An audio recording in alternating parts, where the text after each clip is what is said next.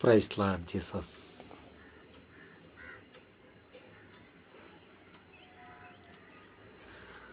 ನಾನು ಸ್ತುತಿಸುವ ದೇವರೇ, ನೀನು ಸುಮ್ಮನಿರಬೇಡ. ನಮ್ಮ ಜೀವಿತದಲ್ಲಿ ಏನಾದರೂ ಒಂದು ಅದ್ಭುತ ಮಾಡಪ್ಪ ತಂದೆ. ಅದ್ಭುತ ಮಾಡದೇ ಹೊರತು ಸುಮ್ಮನಿರಬೇಡ.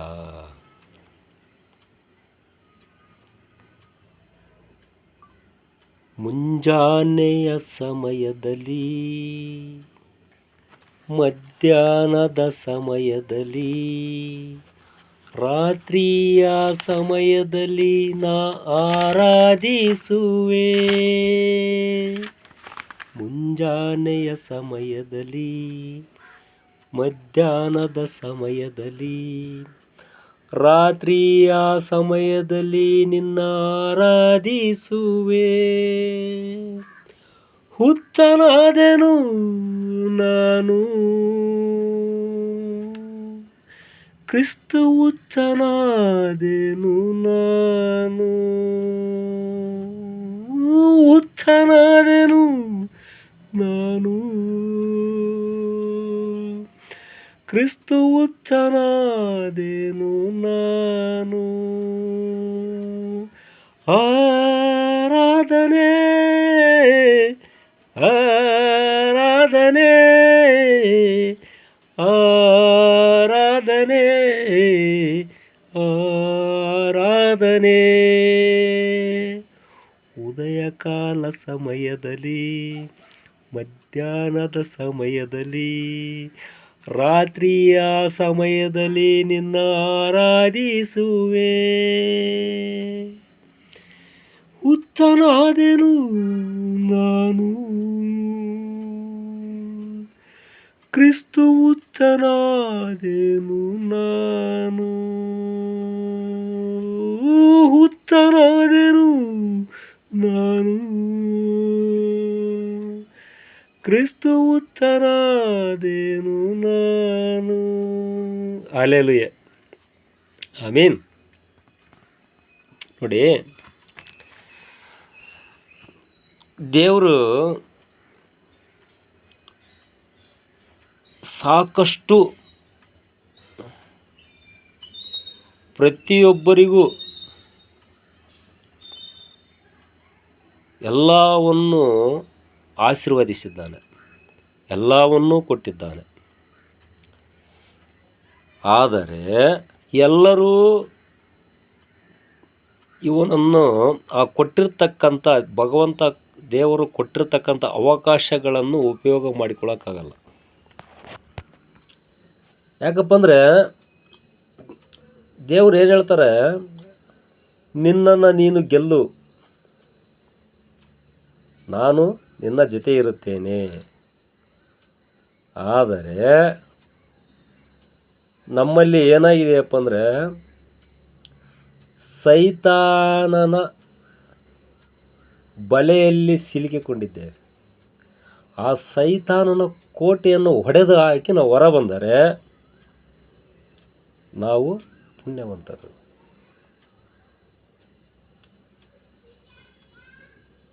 ಸೈತಾನ ಕೆಲಸ ಏನಪ್ಪ ಅಂದರೆ,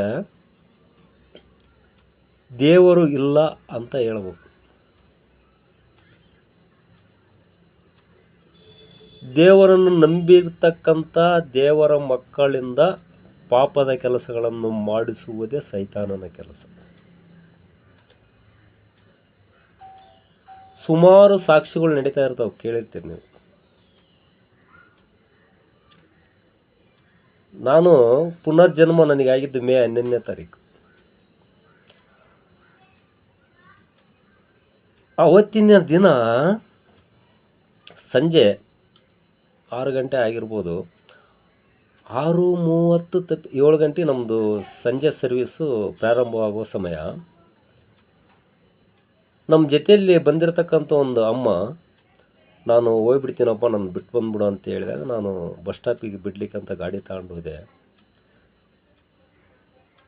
ಬಸ್ ಸ್ಟಾಪಿಗೆ ಬಿಟ್ಟೆ ಆ ಅಮ್ಮರಿಗೆ, ಬಟ್ ಗಾಡಿ ಆಫ್ ಆಗಿಬಿಡ್ತು. ಎಷ್ಟೇ ಸ್ಟಾರ್ಟ್ ಮಾಡಿದ್ರು ಸ್ಟಾರ್ಟ್ ಆಗ್ತಾಯಿಲ್ಲ ನೋಡ್ರಿ. ಸೈತಾನನ ಒಂದು ಈ ಅಡ್ಡಿ ಆತಂಕ ಮಾಡಬೇಕು ಅಂತ ದೇವರ ಸಭೆಗೆ ನಾನು ಹೋಗಲೇಬಾರ್ದು ಅಂತ ಸುಮಾರು 1:30 2 ಗಂಟೆ ತನಕ ಗಾಡಿ ಸ್ಟಾರ್ಟ್ ಆಗಲಿಲ್ಲ ರೀ. ಮೆಕ್ಯಾನಿಕ್ಕಿಗೆ ಫೋನ್ ಮಾಡಿದೆ, ಸ್ನೇಹಿತರಿಗೆ ಫೋನ್ ಮಾಡಿದೆ, ಅವ್ರು ಹೇಳಿದ್ದೆಲ್ಲ ಮಾಡಿದೆ, ಆದರೂ ಗಾಡಿ ಸ್ಟಾರ್ಟ್ ಆಗಲಿಲ್ಲ. ಗಾಡಿ ಅಲ್ಲೇ ಒಂದು ಹತ್ರ ಸೈಡ್ ಹಾಕಿಬಿಟ್ಟು ನಾವು ಬಸ್ಸಿಗೆ ಮನೆ ಬಂದ್ವಿ. ತಿರುಗಿ ಬೆಳಿಗ್ಗೆ ಹೋದೆ, ಗಾಡಿ ಅಲ್ಲೇ ಇತ್ತು. ಮತ್ತು ಬೆಳಿಗ್ಗೆ ಪ್ರೇಯರ್ ಇತ್ತು, ಪ್ರೇಯರ್ ಮುಗಿಸ್ಕೊಂಡ್ವಿ. ಪ್ರೇಯರ್ ಮುಗಿಸ್ಕೊಂಡು ಅಲ್ಲಿ ಪ್ರೇಯರೆಲ್ಲ ಮುಗಿಸ್ಕೊಂಡು ನಾವು ಅಲ್ಲಿ ಪ್ರಸಾದ ತಗೊಂಡು ಮಧ್ಯಾಹ್ನ ಆಯಿತು, 2:30 3 ಗಂಟೆ ಆಯಿತು. ಆವಾಗ ನನ್ನಲ್ಲಿ 2 ಪ್ಲಗ್ ಇದ್ವು. ಪ್ಲಗ್ ಗೊತ್ತಲ್ಲ ಎಲ್ರಿಗೂ ಗೊತ್ತು, ಸಾಮಾನ್ಯ ಪ್ಲಗ್ ಅಂದ್ರೆ ಗೊತ್ತಾಗ್ಬಿಡ್ತು. ಗಾಡಿ ಪ್ಲಗ್ ಕರೆಂಟ್ ಪಾಸ್ ಅದು ಹಳೆ ಪ್ಲಗ್ಗೆ. ನಾನೇನು ಮಾಡಿದೆ, ಏನೋ ದೇವರು ಮನಸ್ಸಿನಲ್ಲಿ ಆಡಿಸಿದ ಆ ಪ್ಲಗ್ಗನ್ನು ಬಿಚ್ಚಿಬಿಟ್ಟು 2 ಪ್ಲಗ್ ಹಾಕಿ, ಯೇಸಪ್ಪ ನಿನಗೆ ಸ್ತೋತ್ರವಪ್ಪ, ಯೇಸುವಿನ ನಾಮಕ್ಕೆ ಮಹಿಮೆ ಆಗಲಿ, ಯೇಸುವಿನ ನಾಮಕ್ಕೆ ಜಯವಾಗಲಿ, ಸ್ತೋತ್ರ ಸ್ತೋತ್ರ ಸ್ತೋತ್ರ ಅಂತಕ್ಕಂಥ ಪ್ಲಗ್ ಹಾಕಿ ಗಾಡಿ ಸ್ಟಾರ್ಟ್ ಆಗಿಬಿಡುತ್ತೆ. ₹1 ಖರ್ಚಿಲ್ಲ ರೀ. ಅಂದಿನಿಂದ ಇಂದಿನವರೆಗೂ ಈಗಲೂ ಇನ್ನೂ ಗಾಡಿ ಪ್ರಾಬ್ಲಮ್ನಲ್ಲಿದೆ, ಅದು ಗಾಡಿ ಓಡ್ತಾ ಇದೆ. ಈಗ 15 ದಿವ್ಸದ ಕೆಳಗೆ ಮಳೆ ಬರ್ತಾಯಿತ್ತು. ರಾತ್ರಿ 8:30 9 ಗಂಟೆ ಆಗಿತ್ತು. ಇದ್ದಕ್ಕಿದ್ದಂಗೆ ಡ್ಯಾಶ್ ಬೋರ್ಡ್ ಹತ್ರ ಎಲ್ಲ ಹೊಗೆ ಆಡಿ ಒಂಥರ ಕೆಟ್ಟ ಸ್ಮೆಲ್ ಬಂತು. ಗಾಡಿ ನಿಲ್ಲಿಸಿದೆ, ಆ ವೈರಿಂಗ್ ಎಲ್ಲ ಸುಟ್ಬಿಡ್ದವು. ಸರಿ ಆಯಿತು ಅಂತೇಳಿ ಗಾಡಿ ತಂದು ಮನೆ ಹತ್ರ ನಿಲ್ಲಿಸಿದೆ. ಮೆಕ್ಯಾನಿಕ್ ಫೋನ್ ಮಾಡಿದೆ, ಸರಿ ತನ್ನಿ ಸರ್ ನಾಳೆ ಅಂದರು. ನಾನು ಬೆಳಿಗ್ಗೆ ಗಾಡಿ ಸ್ಟಾರ್ಟ್ ಆಯಿತು.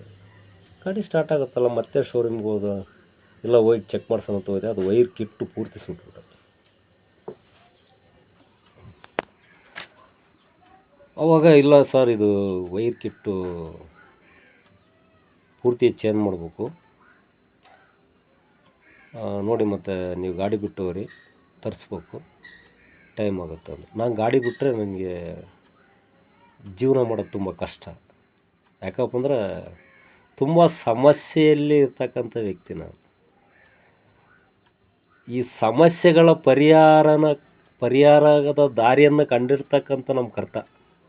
ಆ ದಾರಿಯಲ್ಲಿ ನಡೀತಾ ನಾನು ಈಗ ಏನು 100ನಲ್ಲಿ ಒಂದು 25-30% ನನಗೆ ಸಮಸ್ಯೆಗಳಿಂದ ನಾನು ದೂರ ಆಗ್ತಾ ಇದ್ದೇನೆ. ಈಗಲೂ ಗಾಡಿ ನಾನು ರಿಪೇರಿ ತಗೊಂಡೋಗಿಲ್ಲ, ಈಗಲೂ ಗಾಡಿ ಓಡಿಸ್ತಾನೆ ಇದ್ದೀನಿ. ನಿನ್ನೆ ನನಗೆ ದೇವನಹಳ್ಳಿ ಒಂದು ಬಾಡಿಗೆ, ದೇವನಹಳ್ಳಿಯಿಂದ KR ಪುರಂ, ಅದೇ ಒಂದೇ ಬಾಡಿಗೆ, ₹1200 ಮಾತಾಡ್ಕೊಂಡು ಹೋದೆ. ದೇವನಹಳ್ಳಿಗೆ ಹೋದ್ವಿ. ದೇವನಹಳ್ಳಿಯಿಂದ KR ಪುರಂ ಬರ್ಬೇಕಾರೆ ಆ ಕಡೆಯಿಂದ ಆ ಭಟ್ರಳ್ಳಿದ ಗಾಡಿ ಆಫ್ ಆಗಿಬಿಡ್ತು ರೀ.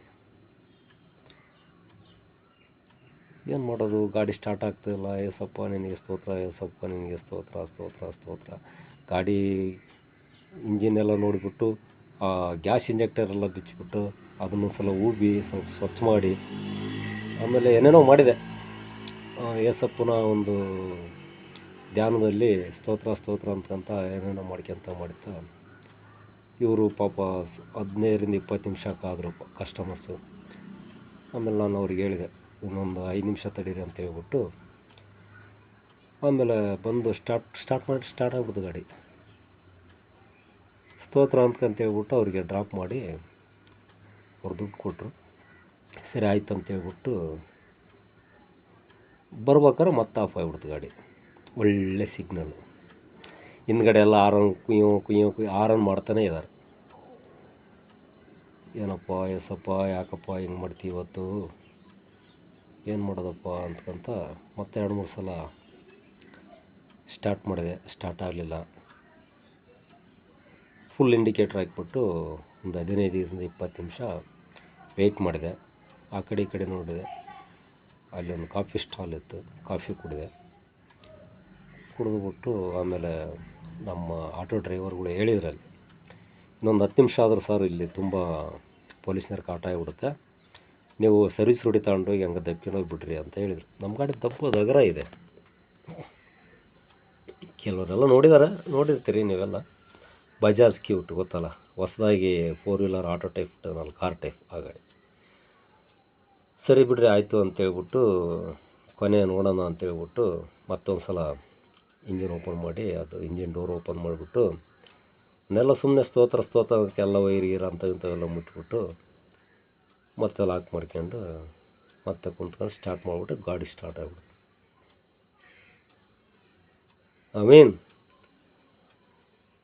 ಖುಷಿಯೋ ಖುಷಿ. ಎಷ್ಟೊಂದು ಮಹಿಮೆ ಇದೆಯಲ್ಲ ಯೇಸಪ್ಪನ ಒಂದು ನಾಮದಲ್ಲಿ ಅಂತ. ಮೇ 11ನೇ ತಾರೀಕಿನಿಂದ ನಿಜವಾಗ್ಲೂ ₹1 ಅದಕ್ಕೆ ಖರ್ಚು ಮಾಡಿಲ್ಲ ಕಣ್ರಿ ನಾನು. ಈಗಲೂ ಗಾಡಿ ಕೆಲಸದಲ್ಲಿದೆ. ಗಾಡಿ ಕೆಲಸಕ್ಕೆ ಬಿಟ್ಟರೆ ಈಗ ನನಗೆ 15,000 - 20,000 ಬೇಕು. ಇವತ್ತಿನ ದಿನ ದುಡಿಮೆಗಾದ ಅಷ್ಟರಲ್ಲೇ ಇದೆ. ಇವತ್ತಿಗೆ ಆಗಸ್ಟ್ 7, ಇವತ್ತಿಗೆ ನಂದು ಗಾಡಿ ಕಂತೆಲ್ಲ ಕ್ಲಿಯರ್ ಆತ್ಕೊಂಡ್ರಿ. ಅಲ್ಲೆಲ್ಲಿಯೇ ಆ ಗಾಡಿ ಕಂತು ಕ್ಲಿಯರ್ ಆಯಿತು, ಒಂದು ತುಂಬ ಸಂತೋಷ ಆಯಿತು. ತಿಂಗಳ ಒಂದು ₹7,000 ಕಟ್ಟೋದೊಂದು ಉಳಿತಾಯ ಮಾಡಿದ್ರು ದೇವರು ನನಗೆ. ಆದರೂ ಕಷ್ಟದಲ್ಲೇ ಇದ್ದೇನೆ. ಕಷ್ಟದಲ್ಲಿದ್ದರೂ ನೆಮ್ಮದಿ ಇದೆ. ಮೊದಲು ಹೆಂಗಿತ್ತಪ್ಪ ಅಂದರೆ ತುಂಬ ಕಷ್ಟ, ನಿದ್ದೆನೇ ಬರ್ತಾ ಇರಲಿಲ್ಲ ನನಗೆ. ಯೇಸುವಿನ ಒಂದು ನಾಮದಲ್ಲಿ ಎಷ್ಟೊಂದು ಮಹಿಮೆ ಐತಂದರೆ ಯಾರಿಗೂ ಸಿಗುವುದಿಲ್ಲ ಬೇಗ. ಏಸಪ್ಪ 7 ಜನ್ಮದಲ್ಲಿ ಪುಣ್ಯ ಮಾಡಿರ್ಬೇಕು. ಒಂದು ಅವರ ತಂದೆ ತಾಯಿನೂ ಸಹ ಪುಣ್ಯ ಮಾಡಿರ್ಬೇಕು ನಾವು ಏಸಪ್ಪನಲ್ಲಿ ಹೋಗುವುದಕ್ಕೆ, ಏಸಪ್ಪನ ಒಂದು ಧ್ಯಾನದಲ್ಲಿ ಮಗ್ನನಾಗುವುದಕ್ಕೆ 7 ಜನ್ಮದಲ್ಲಿ ನಾವು ಪುಣ್ಯ ಪಡೆದಿರ್ಬೇಕು. ಏಸಪ್ಪ ಹೇಳೋ ಸತ್ಯವಾದ ಮಾತು ಏನಂತ ಹೇಳ್ತಾರೆ, ಸಾಯುವ ಸಮಯದಲ್ಲಾದರೂ ನೀನು ನನ್ನತ್ತಿರ ಬಾ, ನೀನು ನನ್ನನ್ನು ನೆನಪಿಸು, ನಾನು ನಿನ್ನ ಜೀವವನ್ನು ಉಳಿಸುತ್ತೇನೆ. ಇದು ಸತ್ಯವಾದ ಮಾತು. 100% ಸತ್ಯವಾದ ಮಾತು.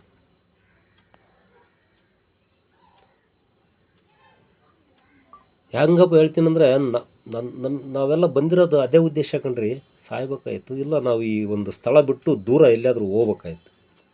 ಯಾಕಂದ್ರೆ ಅಷ್ಟೊಂದು ಪ್ರಾಬ್ಲಮ್ಸ್, ಆರ್ಥಿಕ ಸಮಸ್ಯೆ. ಎಲ್ಲಿಯಾದರೂ ಲೋನ್ ಮಾಡ್ಸೋಕೆ ಹೋದರೆ ಸಿವಿಲ್ ಸ್ಕೋರ್ ಇಲ್ಲ. ಇಬ್ಬರದು ಗಂಡ ಹೆಂಡ್ತಿದ್ದು ಸಿವಿಲ್ ಸ್ಕೋರ್ ಇಲ್ಲ.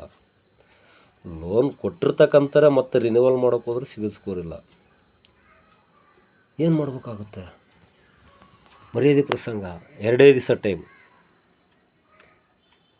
ನಮಗೆ ಎಮರ್ಜೆನ್ಸಿ ಬೇಕಾಗಿದ್ದು ₹15,000. ಅವತ್ತಿನ ದಿವಸ ಏನಾಯ್ತೋ ಗೊತ್ತಿಲ್ಲ ನೋಡಿ. ಅವತ್ತು ಸಾಯಂಕಾಲ ಯಾವ ಮ್ಯಾನೇಜರ್, ಬೆಳಗ್ಗೆ ಚರ್ಚ್ಗೆ ಹೋಗಿ ಬಂದ್ವಿ, ಸಾಯಂಕಾಲ ಯಾವ ಮ್ಯಾನೇಜರ್ ಸಿಬಿಲ್ ಸ್ಕೋರ್ ಇಲ್ಲ ಅನ್ನೋದ್ರ ಅದೇ ಮ್ಯಾನೇಜರ್ ನಮ್ಮ ಮನೆಯವ್ರಿಗೆ ಫೋನ್ ಮಾಡಿ, ನಿಮ್ದು ₹42,000 ಲೋನ್ ಆಗೈತೆ ಸರ್, ಮೇಡಮ್ ನಿಮ್ಮ ₹42,000 ಲೋನ್ ಆಗಿದೆ, ನೀವು ನಾಳೆ ಬಂದು ತಗೋಬೋದು ಅಂತ. ಅಲ್ಲೇಲುಯೆ. ಯೇಸುವಿನ ನಾಮಕ್ಕೆ ಜಯವಾಗಲಿ, ಯೇಸುವಿನ ನಾಮಕ್ಕೆ ಮಹಿಮೆ ಆಗಲಿ. ಆನಂದ ಬಾಷ್ಪ ನಮ್ಮ ಕಣ್ಣಲ್ಲಿ. ಅವತ್ತಿನಿಂದ ಏಸಪ್ಪನ ಉಸಿರಲ್ಲೇ ಉಸಿರಾಗಿರುವೆ ಅಂತ ಹೇಳ್ತಿರ್ತೀವಲ್ವ. ಒಂದು ಮಗು ಹೇಳುತ್ತೆ, ಅಪ್ಪ ಎಂದು ಕರೆಯುವೆ, ಡ್ಯಾಡಿ ಎಂದು ಕರೆಯುವೆ, ನಿನ್ನ ಬಿಟ್ಟು ಹೋಗಲಾರೆನು ಏಸಪ್ಪ, ನಿನ್ನ ಬಿಟ್ಟು ಜೀವಿಸಲಾರೆನು. ಶಾಲೆ ಹೋಗೋ ಮಗು ಹೇಳುತ್ರಿ.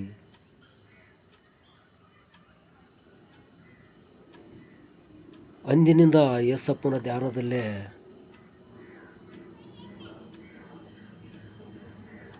ಈ ಸಂಸಾರವನ್ನು ನಡೆಸಿಕೊಳ್ತಾ, ದುಡಿಮೆ ಮಾಡಿಕೊಳ್ತಾ ಬರ್ತಾನೆ ಇದ್ದೀನಿ. ಸಣ್ಣ ಪುಟ್ಟವು ಅಡ್ಡಿ ಆತಂಕಗಳು ಬರ್ತಾ ಇರ್ತವೆ, ಅದೆಲ್ಲ ಸೈತಾನನ ಒಂದು ಕಾಟ. ಬಟ್ ಸೈತಾನನ ಒಂದು ಕಾಟಕ್ಕೆ ಬಲಿಯಾಗದೆ ನನ್ನ ಕಾಪಾಡಪ್ಪ ಏಸಪ್ಪ, ನಿನಗೆ ಸ್ತೋತ್ರ ಅಂತ ಹೇಳ್ತಿರ್ತೀನಿ. ಸ್ತೋತ್ರಕ್ಕೆ ಪಾತ್ರನಾದ ಯೇಸುವಿಗೆ ನನ್ನ ಸ್ತೋತ್ರ. ಏನಂತೀರ? ಆ ಸೈತಾನನ ಒಂದು ತೊಂದರೆ, ಕಾಟ ತುಂಬ ಬರುತ್ತೆ. ತುಂಬ ಬರುತ್ತೆ. ಆದರೂ ಏಸಪ್ಪ ಅಷ್ಟು ಸುಲಭವಾಗಿ ಬಿಟ್ಕೊಡಲ್ಲ. ನಾವು ಸಹ ಅಷ್ಟೇ ಒಂದು ಕಂಟ್ರೋಲಲ್ಲಿ ತಗೋಬೇಕು. ನಮ್ಮ ಮನಸ್ಸನ್ನು ಯಾವ ಕಾರಣಕ್ಕೂ ಪಾಪದ ಕೆಲಸಕ್ಕೆ ಬಿಡಬಾರದು. ಪಾಪದ ಕೆಲಸಕ್ಕೆ ಸೈತಾನ ಎಳಿತಾ ಇರ್ತಾರೆ. ಸೈತಾನ ಹೇಳ್ತಾನೆ, ಯೇಸುವೆ ಅವನ್ನ ಸ್ವಲ್ಪ ಕಳಿಸು ಹೊರಗೆ, ನಾನಿದ್ದೇನೆ, ನಾನು ನೋಡ್ಕೊಳ್ತೀನಿ. ಅವನಿಗೆ ನಾನು ಸ್ವಲ್ಪ ವಿಚಾರ ಮಾಡ್ಕೋಬೇಕು. ಯೇಸು ನಾನು ಕಳಿಸಲ್ಲ, ಹೋಗ, ನಾನು ಕಳಿಸಲ್ಲ, ಯಾರ ನೀನು, ಅವನು ನನ್ನ ಮಗ, ನಾನು ಕಳಿಸೋದಿಲ್ಲ, ಹೋಗು ಅಂತ ಹೇಳ್ಬಿಟ್ಟು ಆ ಸೈತಾನನನ್ನು ಕಳಿಸ್ತಾನೆ. ಯಾರಿಗೂ ಇಲ್ಲದ ತೊಂದರೆಗಳು ದೇವರನ್ನು ನಂಬಿರ್ತಕ್ಕಂಥವ್ರಿಗೆ ತುಂಬ ಕಷ್ಟಗಳಿರ್ತವೆ. ಆದರೂ ಆ ದೇವರು ಕರ್ತ ನಮಗೆ ಅಷ್ಟೇ ಒಂದು ಸಂತೋಷ, ಅಷ್ಟೇ ಒಂದು ನಂಬಿಕೆ ಕೊಟ್ಟಿದ್ದಾರೆ. ಏನೇ ಬಂದರೂ ಏಸಪ್ಪನ ಒಂದು ಸ್ತೋತ್ರವನ್ನು ಮಾಡುತ್ತಾ ನಾವು ಜೀವನ ಮಾಡ್ತಾಯಿದ್ದೇವೆ. ಎಲ್ಲ ಸಮಸ್ಯೆಗಳನ್ನು ಎದುರಿಸ್ತಾ ಬರ್ತಾ ಇದ್ದೇವೆ. ಅನ್ನಿಸ್ತಾ ಇರುತ್ತೆ ಮನಸ್ಸಿಗೆ, ನೆಕ್ಸ್ಟ್ ಮಂತ್ ಚೆನ್ನಾಗ್ಬೋದು ಅಂತ. ನೆಕ್ಸ್ಟ್ ಮಂತ್ ನಾನು ಪೂರ್ತಿ ಚೆನ್ನಾಗಾಗ್ಬಿಡ್ತೀನಿ, ನೆಕ್ಸ್ಟ್ ಮಂತ್ ನಾನು ಎಲ್ಲ ಆರ್ಥಿಕ ಸಮಸ್ಯೆಯಿಂದ ಹೊರಗೆ ಬರ್ತೀನಿ, ನನಗೆಲ್ಲ ಅನುಕೂಲ ಆಗುತ್ತೆ ಅನ್ನೋ ಒಂದು ದಿನಾಂಕಗಳು ಕಣ್ಣು ಮುಂದೆ ಕಾಣ್ತಾ ಇರ್ತವೆ. ಆದರೂ ಅದು ಆ ಗ್ರಿಪ್ಪನ್ನು ನಾವು ಹಿಡ್ಕೊಳ್ಳೋದಕ್ಕೆ ಆಗ್ತಾ ಇಲ್ಲ. ಅದೇ ಗ್ರಿಪ್ನಲ್ಲಿ ಹೋದರೆ ಏಸಪ್ಪಿನ ಒಂದು ದಯೆಯಿಂದ ಒಂದೇ ತಿಂಗಳಲ್ಲಿ ನಾವು ಸಂಪೂರ್ಣವಾಗಿ ಆರ್ಥಿಕ ಸಮಸ್ಯೆಯಿಂದ ದೂರ ಆಗಿಬಿಡ್ಬೋದು. ಬಟ್ ಅದು ಅಷ್ಟು ಸುಲಭವಾಗಿ ಸಿಗಲ್ಲ ನಮಗೆ. ಸ್ವಲ್ಪ ಸಿಗ್ತಾ ಹೋಗುತ್ತೆ. ನುಂಗ್ಲಿಕ್ಕಾಗಲ್ಲ, ಒಂದೇ ಸಲ ನುಂಗ್ಲಿಕ್ಕೆ ಎಸಪ್ಪ ಕೊಡ್ತಾನೆ ಬೇಕಾದಷ್ಟು. ಬಟ್ ನಮ್ಮಿಂದ ಅದನ್ನು ಊಟ ಮಾಡಲಿಕ್ಕೆ ಆಗ್ಬೇಕಲ್ಲ. ಎಷ್ಟು ಊಟ ಮಾಡ್ಬೇಕು ಅಷ್ಟೇ, ಎಷ್ಟು ಟಿಫನ್ ಮಾಡ್ಬೇಕು ಅಷ್ಟೇ ಟಿಫನ್. ನಮಗೆ ಹೊಟ್ಟೆ ಎಷ್ಟು ಹಿಡಿಯುತ್ತೆ ಅಷ್ಟೇ ತಾನೆ.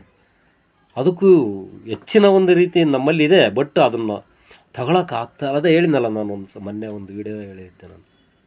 ಏಸು ನಮಗೆ ATM card, passbook, pin number ಎಲ್ಲ ಕೊಟ್ಬಿಟ್ಟಿದ್ದಾರೆ. ಆಯಿತು ನೀವು ಬಿಡಿಸಿ ಅಂತ ಹೇಳ್ಬಿಟ್ಟು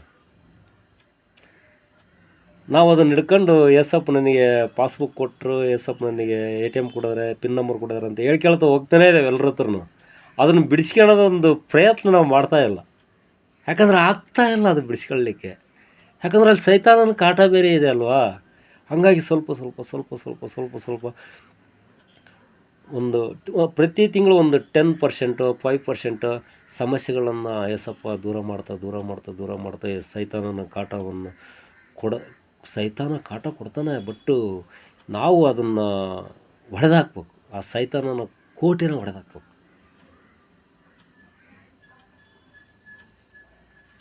ಅದು ಹೊಡೆದಾಕ್ತಿದ್ರೆ ನಾವು ಮುಂದುವರೋಕ್ಕಾಗಲ್ಲ.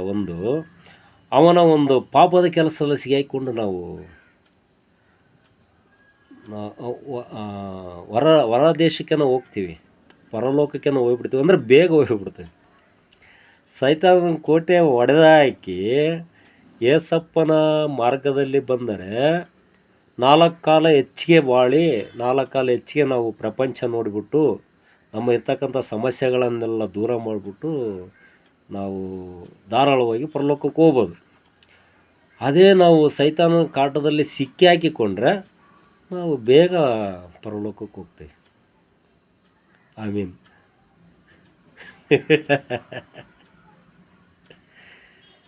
ಅದಕ್ಕೆ ನಾನು ಸ್ತುತಿಸುವ ದೇವರೇ, ನೀನು ಸುಮ್ಮನಿರಬೇಡಪ್ಪ. ನನ್ನ ಜೀವನದಲ್ಲಿ, ನನ್ನ ಜೀವಿತದಲ್ಲಿ, ನನ್ನ ಸಂಸಾರದಲ್ಲಿ ಏನಾದರೂ ಒಂದು ಅದ್ಭುತ ಮಾಡಪ್ಪ. ಅದ್ಭುತ ಮಾಡದೇ ಇರಬೇಡಪ್ಪ ತಂದೆಯೇ.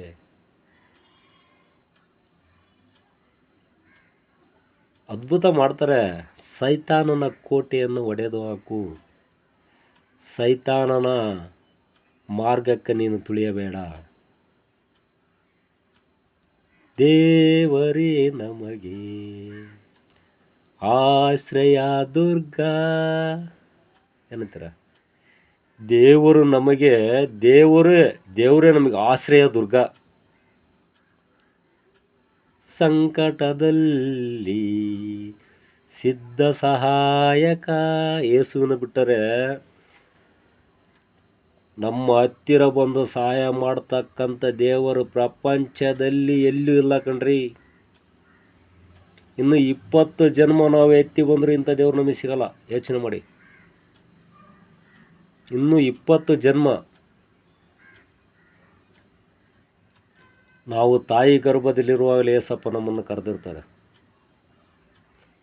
ಕಡಲಲ್ಲಿ ಗುಡ್ಡಗಳು ಮುಳುಗಿದರು ಭಯವಿಲ್ಲ, ಈ ಭೂಮಿ ಅಳಿದರೂ ನನಗೇನು ಭಯವಿಲ್ಲ, ದೇವರು ನನಗೆ ಆಶ್ರಯ ದುರ್ಗ.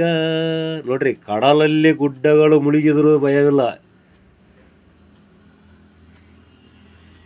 ಹಸಿರುಗಾವಲಲ್ಲಿ ನನ್ನನ್ನು ಮೇಯಿಸುವನು, ತಂಪಾದ ಬುಗ್ಗೆಯಿಂದ ದಾಹವ ತಣಿಸುವನು. ಹಸಿರುಗಾವಲಲ್ಲಿ ನನ್ನನ್ನು ಮೇಯಿಸುವನು, ತಂಪಾದ ಬುಗ್ಗೆಯಿಂದ ದಾಹವ ತಣಿಸುವನು, ತಂಪಾದ ಬುಗ್ಗೆಯಿಂದ ದಾಹವ ತಣಿಸುವ. ಎಷ್ಟೊಂದು ಅರ್ಥ ಗರ್ಭಿತವಾಗಿದೆ ಅಲ್ವಾ. ನನ್ನ ಪ್ರಾಣವನ್ನು ಉಜ್ಜೀವಗೊಳಿಸುವನು, ನನ್ನ ಪ್ರಾಣವನ್ನು ಉಜ್ಜೀವಗೊಳಿಸುವನು, ಉಜ್ಜೀವಗೊಳಿಸುವನು, ಉಜ್ಜೀವಗೊಳಿಸುವನು. ದೇವರು ನನಗೆ ಆಶ್ರಯ ದುರ್ಗ, ಸಂಕಟದಲ್ಲಿ ಸಿದ್ಧ ಸಹಾಯಕ.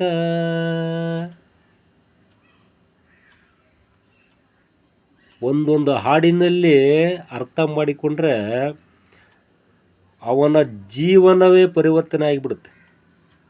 ಒಂದೊಂದು ವಾಕ್ಯ, ಒಂದೊಂದು ನುಡಿಮುತ್ತುಗಳನ್ನು ನಾವು ಪಾಲನೆ ಮಾಡಿದರೆ ನಮ್ಮ ಜೀವನನೇ ಚೇಂಜ್ ಆಗಿಬಿಡುತ್ತೆ. ಅಂಥ ಈ ಒಂದು ಸತ್ಯವೇದ, ಈ ಬೈಬಲ್ಲು ಅಂಥ ಒಂದು ಸತ್ಯವೇದವನ್ನು ನಾವು ಇವತ್ತಿನ ದಿವಸ ಸಿಗ್ಬೇಕಂದ್ರೆ ನಿಜವಲ್ಲೂ ನಾವು ಪುಣ್ಯವಂತರು. ನಾನೇನಾದರೂ ಒಂದು ಮೊದಲು ಸಾಕ್ಷಿ ಹೇಳ್ಬೇಕಂದ್ರೆ ತುಂಬ ದುಃಖ ಭಾಳ ಬರ್ತಾ ಇರ್ತದೆ ನನಗೆ. ಆ ದುಃಖನೂ ಸಹ ನಿಧಾನಕ್ಕೆ ನನಗೆ ದೂರ ಆಗ್ತಾಯಿದೆ. ಇಷ್ಟೊಂದೆಲ್ಲ ಮಾತಾಡೋದು ನಾವು ಹತ್ತು ಬಿಡ್ತಿದ್ದೆ, ಅಷ್ಟು ದುಃಖ ಬರೋದು ನನಗೆ.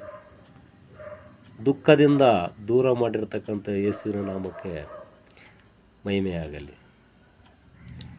ವೈರಿಗಳ ಎದುರಲ್ಲಿ ಔತಣಪಡಿಸುವನು, ನನ್ನ ಶಿರದಲ್ಲಿ ತೈಲವ ಹಚ್ಚುವನು. ವೈರಿಗಳ ಎದುರಲ್ಲಿ ಔತಣಪಡಿಸುವನು. ಅಂದರೆ ನಾವು ಮಾಡ್ತಕ್ಕಂಥ ಕಾರ್ಯ ನೋಡಿ ಆ ಸೈತಾನಿಗೆ ನಾಚಿಕೆ ಆಗ್ಬೇಕ್ರಿ.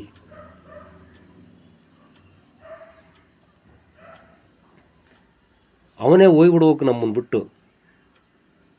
ಅಲ್ಲಿಂದಲೇ ಅವ್ನು ನೋಡ್ತಿದ್ದಂಗ್ಲೇ ಓಹೋ ಬೇಡಪ್ಪ, ದೂರ ಹೋಗ್ಬಿಡ್ಬೇಕು.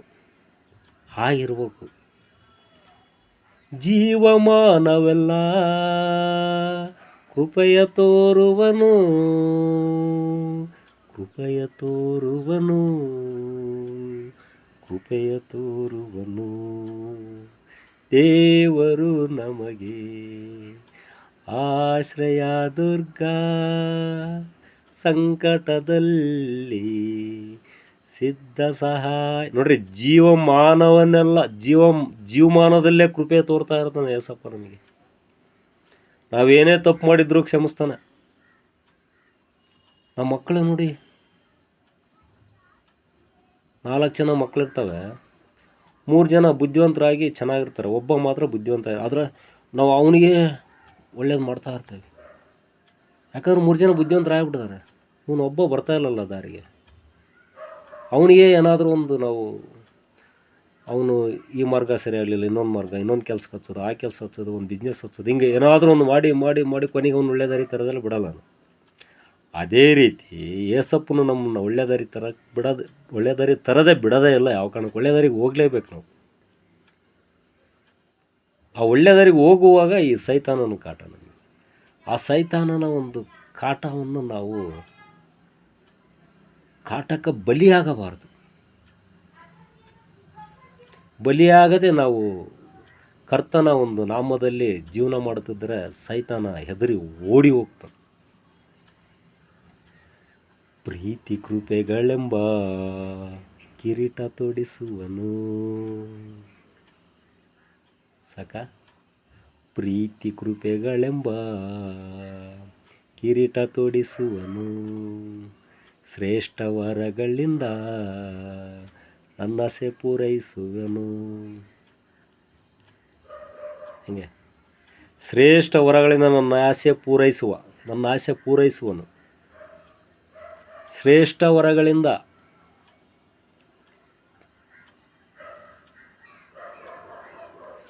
ಹೋಗ್ತಕ್ಕಂಥ ದಾರಿ ಇಕ್ಕಟ್ಟಾಗಿರ್ಬೇಕು. ದಾರಿ ದೊಡ್ಡದಾಗಿದ್ದರೆ ನಾವು ಆ ಒಂದು ದಾರಿಯಲ್ಲಿ ನಮಗೆ ಹೋಗ್ಲಿಕ್ಕಾಗಲ್ಲ. ಯಾಕಂದರೆ ಅಲ್ಲಿ ಸೈತಾನನ ಮಾರ್ಗಗಳು ಹೆಚ್ಚಾಗಿ ಕೂಡಿ ದೊಡ್ಡದಾಗಿರುತ್ತೆ. ಅದೇ ಒಂದು ಇಕ್ಕಟ್ಟಿನ ದಾರಿಯಲ್ಲಿ ನಾವು ಹೋಗ್ತಾ ಇದ್ದರೆ ನಮಗೆ ಯಾವುದೇ ತೊಂದರೆ ಇರೋಲ್ಲ, ಆ ದಾರಿ ಯಾರಿಗೂ ಗೊತ್ತಿರಲ್ಲ. ಆ ದಾರಿ ಹಿಡ್ಕೊಂಡು ಹೋಗ್ತಾ ಇದ್ರೆ ನಮಗೆ ಯಾವುದೇ ರೀತಿ ಕಲ್ಲು ಮುಳ್ಳು ಏನೇ ಬಂದ್ರೂ ಏಸಪ್ಪ ಅವನ್ನೆಲ್ಲ ದೂರ ಮಾಡ್ತಾನೆ ನಮ್ಮಿಂದ. ಸೈತಾನನ ಕೋಟೆ ಒಡೆದಾಗ್ತಾನೆ. ಹದ್ದಿಗೆ ಬರುವಂತೆ ಯವನ ಬರಮಾಡುವ, ಹದ್ದಿಗೆ ಬರುವಂತೆ ಯವನ ಬರಮಾಡುವ, ಯವನ ಬರಮಾಡುವ, ಯವನ ಬರಮಾಡುವ. ನಾನೊಬ್ಬ ಚಾಲಕ,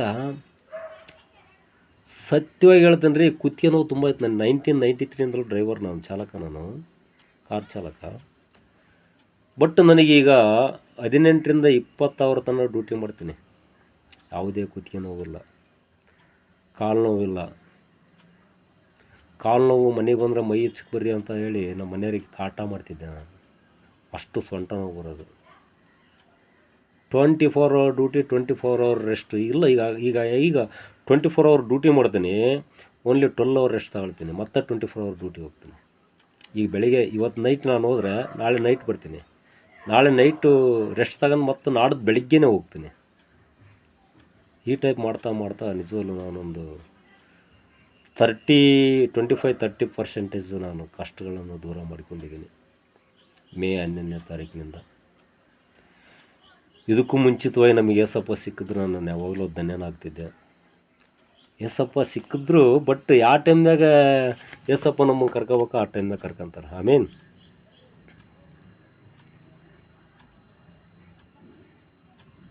ಯೇಸುವಿನ ನಾಮಕ್ಕೆ ಮಹಿಮೆ ಆಗಲಿ, ಯೇಸುವಿನ ನಾಮಕ್ಕೆ ಜಯವಾಗಲಿ.